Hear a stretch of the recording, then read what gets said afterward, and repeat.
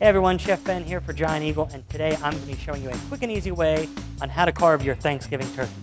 Let's get started. Start by placing the turkey onto a stable cutting board.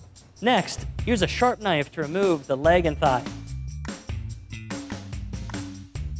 To remove the breast meat, use your knife to cut along the breastbone.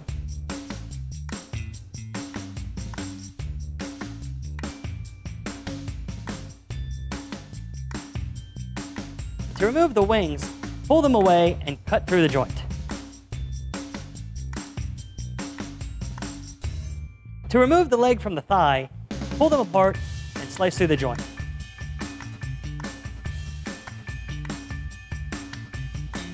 Place the turkey breast back onto the cutting board. Slice against the grain to desired thickness. After the turkey is carved, be sure to remove any additional meat from the bones. Don't throw those bones away. They can be used to make a great soup or stock.